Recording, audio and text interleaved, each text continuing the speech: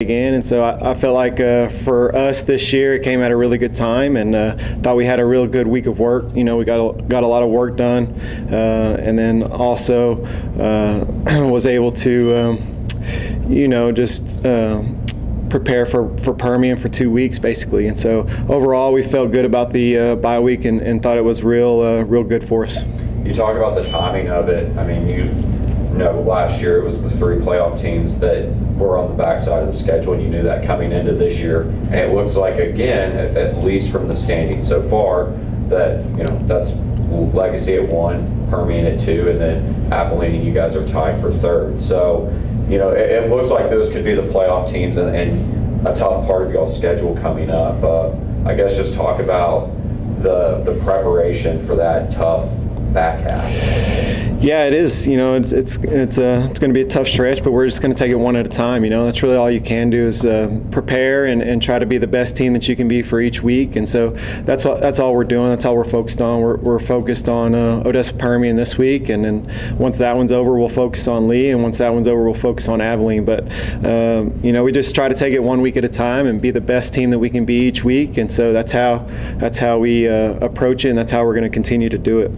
You've seen so much of this triple option already with Tascosa, with Midland. You guys, how are y'all feeling about that heading into this game? Because that's Permian's bread and butter.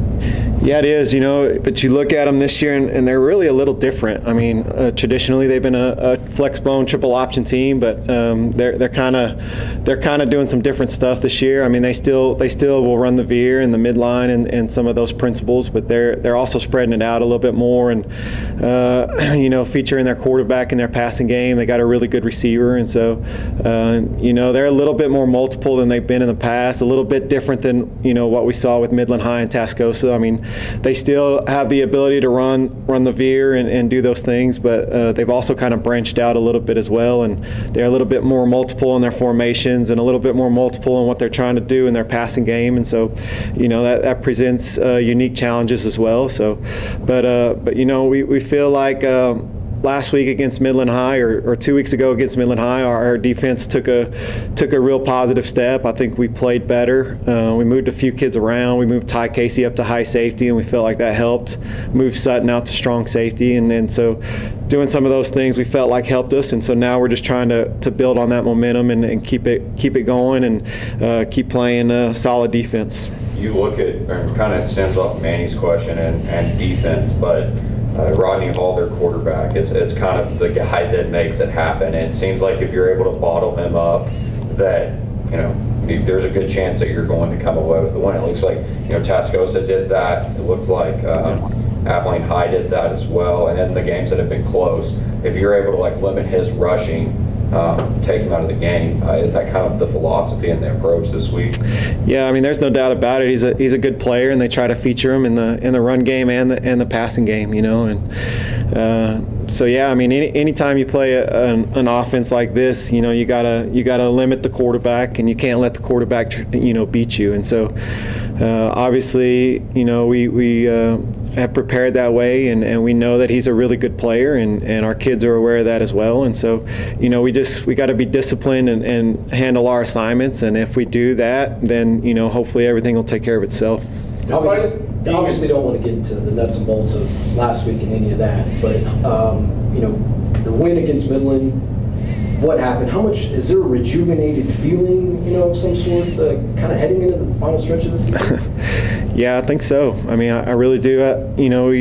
We played like us. That's kind of what I told our kids. I mean, that's the Bobcats. That's how we play, and I felt like we just executed well on all 3 sides of the ball: offense, defense, special teams. They all pulled together and did a good job executing. And really, that's what it boils down to is execution. And so whatever our kids did last week, we want to bottle it up and continue to do it this week. But very proud of the way that they responded in that Midland High game. Very proud of the way that they played, and hopefully we can carry that momentum into these last 3 games here, and hopefully into the playoffs as well. Despite it being a different team and a different fan base, does the logistics of travel get easier going to a place you've already been with this specific group of guys? Well, we hope so, because last time we went over to Ratliff, we didn't perform very well, and so, certainly you look at that and you try to see what went wrong and try to make adjustments. But we have a system in place, and we have certain things that we like to do. But our kids are real familiar with Ratliff Stadium. They play there since they were freshmen in high school, and so they're used to it. And it's a great place to play. It's so historic and really neat atmosphere to play in, and so. It's one of our easier trips too. But we just got to go over there and take care of business and be sharp, and execute the plan, offense, defense, special teams. But I would say our kids are really familiar with playing there in Ratliff, and they're really excited about another opportunity to go over there and play better than we did last week. You mentioned, against Midland, you played like you told them you played like a Bobcat. It's basically, some of the things that happened earlier, y'all cut out, like, being able to convert the red zone, that kind of stuff. So, is that really the key, just to keep doing that kind of thing, play the way you play? If you do that early, you can, Yeah, that's what we believe in. There's no magic pill. You go out, and football's been played over 100 years, but you go out and you take care of the football, you tackle well on defense, you try to eliminate penalties, you try to score in the red zone, you try to play good on third down. That's really the magic formula, and the team that does that and the teams that do that the best are going to end up winning the ball games. And so I felt like against Midland High, we kind of put it all together and did all of those things pretty well. And so that's why we were able to win. And you look back at the Odessa High game, we didn't perform well, but we struggled in some of those areas that I just mentioned. And so, to me, it's just about executing those things, that help you win the football game. And we did it, like you said, much better against Midland High, and we hope to continue to do that, against Permian. As your first year as a head coach, obviously we've talked about this a lot this year, but it's your first game as a head coach against Permian, and we know what Permian means to this program and kind of the history and rivalry there. I know you obviously want to win every week anyway, but for you, is it kind of that extra incentive to go ahead and get that first win over Permian? Well, really they're all important, whether it's Permian or whoever it is you're playing, but really it's more about the kids and what we want to do for them, because a lot of them are seniors, and they're really only guaranteed 3 more ball games here.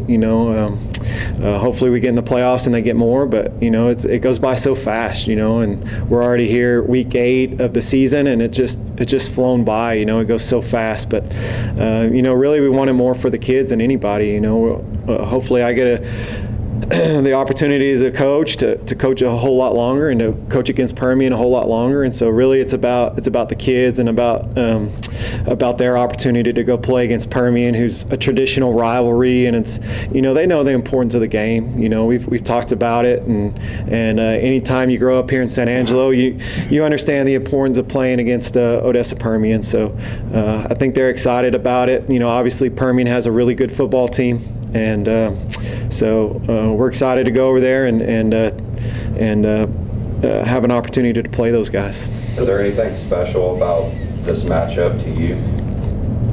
Well, it's kind of like what you said. Growing up, you always heard about Odessa Permian football and stuff like that, and it's just neat to be a part of the game and to be a small part of it. And so, that's to me, that's what's special, is just to be a part of the atmosphere, be a part of the tradition of Central and Permian and playing against each other. Some of our fondest memories over the last 12, 13 years being here with Coach Davis is, getting wins against Permian, getting over that hump, and we were able to win 5 straight games against Permian, and 5 years in a row we were able to beat them. And then obviously last year they got the best of us, but just being a part of that and being a part of that tradition is a really neat experience. For the most part of your career, your tenure here, you have been just an air raid offense, and you're not losing that. I don't perceive you losing that anytime soon, but this season, really running the football and doing it very well. Sammy Navarrete is coming into his own. We saw with Darius last week and Tyler. How much does it, I guess, from an offensive mind and what you guys do, how much does that play a factor? Certainly, against teams like Permian that like to run the football and play keep away from teams. How much is that going to be a factor this week? Yeah, you got to give a lot of credit to our offensive linemen and the backs. They've played really well this year,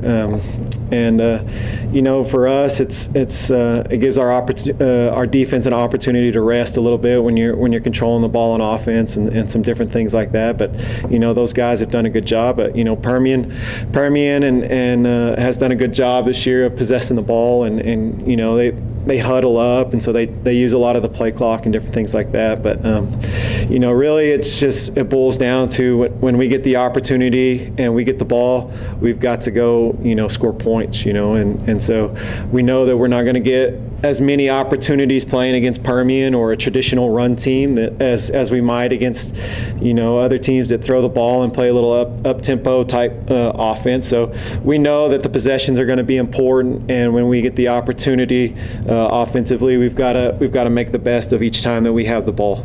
And defensively, that kind of offense where they can shoot the clock up and they're huddling up and taking time. Right. Obviously you don't want to give up big plays. That'll make a fast drive, but Right. it's not good. But then you don't want them to chew up clock, so it's really just important to get them off the field quick, maybe 3 and out or just one or two first downs. Yeah, for sure. Obviously that's important anytime, but anytime you're playing a heavy run-based team is like the first possession that they get the ball is really important, because their whole goal is to get that first down, and then once they get that first down, they feel like they got the momentum, and so being able to get them off the field, try to get them behind the chains, obviously that's important for our success. And so, we did a good job of doing that against Midland High last week. And so we're just going to try to build on that and try to do it again this week, and our kids are aware of that. And so hopefully we can do a good job of just doing those things. And if we can, then hopefully we'll have success. It's a matter of, obviously playing in every facet of the game. You have to, do your best. But one of the things, last year that killed you guys was turnovers. And, especially it's kind of like what these guys have been talking about. Permian's offense chews the clock down so much. How much have you kind of stressed that you guys have to take care of the football because the opportunities on offense they could be limited? Yeah, for sure. We were talking about it this morning, but that's important really in any game, but especially this one. You've got to prevent turnovers when you have the ball, and then you try to create turnovers when you're on defense. And so, a big key to winning the game is winning the turnover battle, and that's something we stress all the time is winning the turnover battle. We feel like there's, all kinds of stats on, teams that turn the ball over the fewer amount of time have a way greater chance of winning games. And so, we stress that, we practice that, and, now we just got to go do it. Darius Floyd, he's a guy that not only is he's instrumental on the offensive side of the ball, but against Midland he was playing both ways. If he has to go both ways this Friday night against Permian, do you like the matchup that he presents, getting down in the trenches against Permian?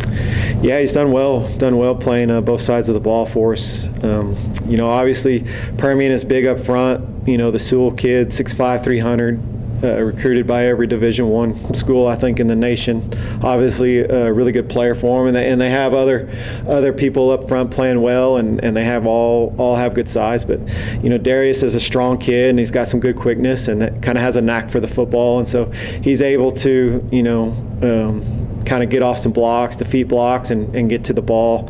And so, we like what he brings to the table, and he's going to continue to play some defense for us throughout the year. I think the turnovers, defensively, y'all haven't been able to come up with too many takeaways this season. And y'all been playing some really good football teams down the stretch of the season. How much are y'all stressing that down the stretch and need to cause some havoc on that side of the ball in order to kind of help the offense make sure that these possessions are fruitful? Yeah. No, it's a good point and a good question. But we talk about it a lot. We have drills, turnover type drills that we do with our defense, and a lot of it is just getting a lot of people to the football. The more people that you can have around the ball, the more likely it is that you can get turnovers. And we got a couple against Midland High, and it made a huge difference. They kind of fumbled the pitch early, and Sutton Grantham recovered that, and then Jacoby Yates with that beautiful interception that he returned, for a touchdown that got called back with a penalty. But those plays are huge. I just can't tell you how important those are and how big of plays those are throughout the course of a game. I mean, if you can win the turnover battle, then you've got a really good chance to win the football game. And so our kids know that, their kids know that. I mean, so it comes down to execution, and it comes down to just going out there and performing and executing. And our job is to protect the football on offense, and our job is try to get takeaways on defense. So we're going to continue to try to do that. Non-central question, how exciting was it to see Brent Davis get his 200th win, and did you two share any words after that? Yeah, that's a good question. It was awesome, man. I mean, really cool. Coach Davis is a special person, to me, and there's not a whole lot of people that have won 200 games in the state, and that's a really cool accomplishment, really cool deal for him. He's great at what he does, man, and he's turned several programs around, and you can see what he's doing down at GP. He's just got a knack, man. He's got a knack and a way about him that he's able to do it, and they're certainly rolling right now. But 200 wins, you think about it. I mean, that's at least 20 years of 10-win seasons. And I mean, that's amazing. I'm sitting here with I don't know, 3 or 4 wins, and to think about 200, it's just crazy, but we did talk. I told him congratulations, and, proud of him, and,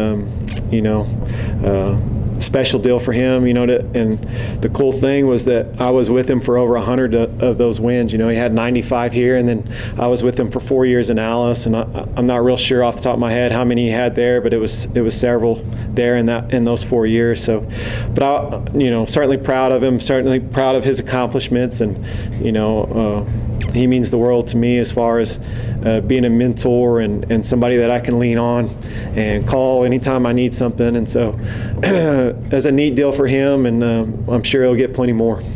And then I guess the last thing for me would be, it kind of goes back to this theme of the rivalry game and being at Ratliff. Now that COVID is kind of, at least the restrictions aren't as bad, that place is probably going to be jam-packed. And it's going to be that high school football environment that that West Texas, what people talk about and love. I guess as a coach and talking to the team and everything, how cool is it that y'all are going to get to be a part of something like that? It's really cool, and it's a great experience. It's a neat experience. I mean, it's really second to none. And I know that they had a huge crowd last week when Permian played Odessa High. I think they sold it out, or 20,000 people or whatever. But it'll be a great atmosphere, man. A neat place to play. So much tradition at that stadium. Lots of fans in the stands, and we're just lucky to be a part of it. Really, I mean, we have kids that in the past that have gone on to play college football, and they come back and tell us, I mean, their college experience is nothing like what their high school experience is like when they play here or play at Ratliff, being able to play in front of that many fans. And so, it's a neat deal, fun to be a part of, fun to be able to experience, and, just lucky to be a part of it. Thanks, Coach. All right, guys. Appreciate it, guys.